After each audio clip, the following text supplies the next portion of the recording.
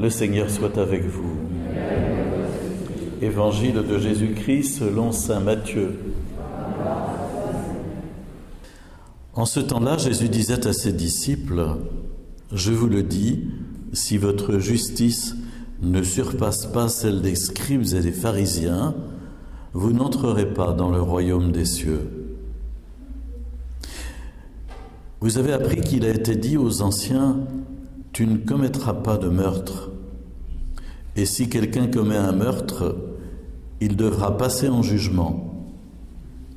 Eh bien, moi, je vous dis, tout homme qui se met en colère contre son frère devra passer en jugement. Vous avez appris qu'il a été dit, tu ne commettras pas d'adultère. Eh bien, moi, je vous dis, tout homme qui regarde une femme avec convoitise a déjà commis l'adultère dans son cœur. Vous avez encore appris qu'il a été dit aux anciens, tu ne manqueras pas à tes serments, mais tu t'acquitteras de tes serments envers le Seigneur. Eh bien, moi, je vous dis de ne pas jurer du tout. Que votre parole soit oui si c'est oui, non si c'est non. Ce qui est en plus, vient du mauvais. Acclamons la parole de Dieu. Louange à toi, Seigneur Jésus.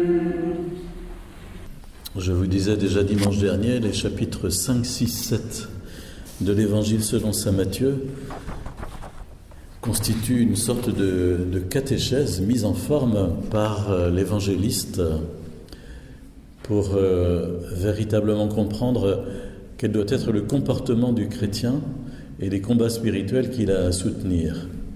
Cette catéchèse commence par les béatitudes, nous les avons entendues dimanche dernier, et puis Matthieu a mis en forme sa catéchèse de sorte que chaque partie soit un commentaire de l'une des béatitudes.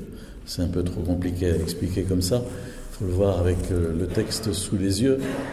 Mais ici, on aborde d'abord une introduction où Jésus dit qu'il est venu non pas abolir l'Ancien Testament, abolir les 10 commandements d'autrefois, en disant que son enseignement prend la place.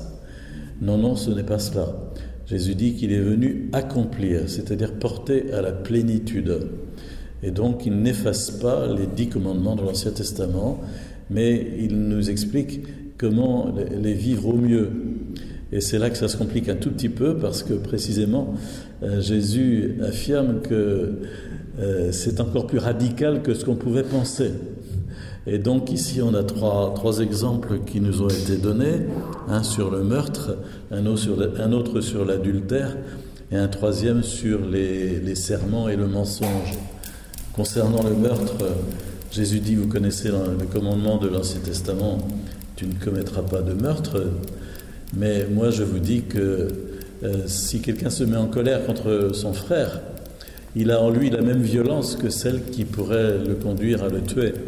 Et c'est donc cette violence-là qu'il faut éradiquer, qu'il faut convertir. Lorsque on nous dit « tu ne commettras pas d'adultère » dans les 10 commandements, Jésus affirme « c'est tout à fait vrai, mais sachez bien que si vous regardez quelqu'un avec convoitise, déjà, vous commettez l'adultère en esprit et dans votre cœur. » Et puis, concernant le serment, Jésus dit, il n'y a pas besoin d'ajouter des clauses et des clauses en disant « j'ai dit vrai je jure sur la tête du bon Dieu que j'ai dit vrai ». C'est pas la peine que ta parole soit vraie, point barre. Que ce soit oui si c'est oui, non si c'est non. Et donc, vérifie que ta parole soit droite et soit juste.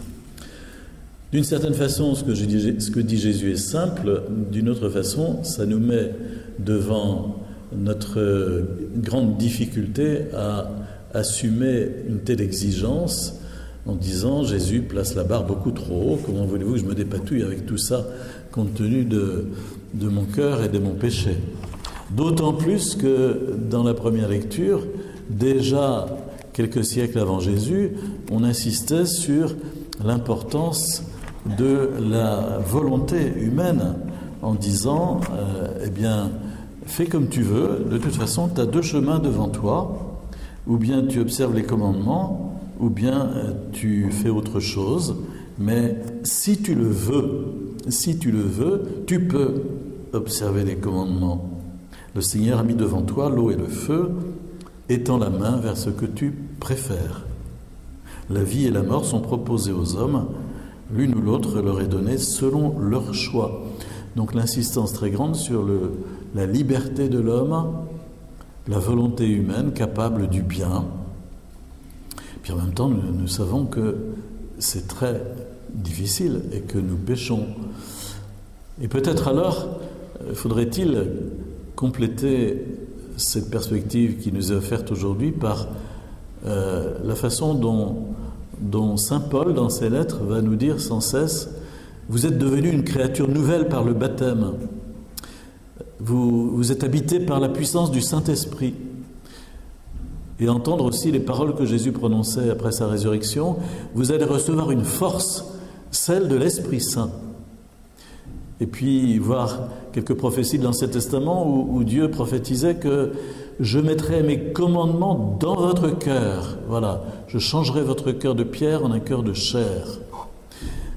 Et donc, nous devons être assurés que la force nous est donnée d'accomplir ce qui nous est demandé, à condition que nous nous abandonnions à cette force de l'Esprit Saint, à condition que nous laissions l'Esprit Saint œuvrer en nous.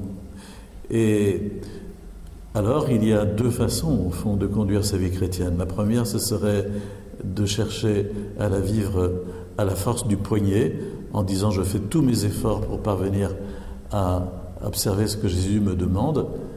Et là, patatras, nous constatons que nous faisons de nombreuses chutes. Forcément, parce que même avec la meilleure bonne volonté, on ne parviendra pas. Et donc la deuxième façon, ça consiste à dire « Seigneur, je n'arrive pas, je ne peux pas, je suis trop faible, mais je sais que tu me donnes ta force, la force de l'Esprit Saint, pour vivre les exigences de mon baptême. Alors s'il te plaît, que ton Esprit Saint aujourd'hui me fortifie dans ma volonté. Ma volonté est malade, ma liberté est malade, et j'ai besoin que tu guérisses ma liberté, que tu me fortifies dans ma volonté. Alors nous pourrons marcher petit à petit sur le chemin de l'accomplissement des commandements de Dieu. Car nous vivons une drôle d'époque, vous le constatez vous-même en ouvrant la télévision, en écoutant la radio, nous vivons tout de même une drôle d'époque.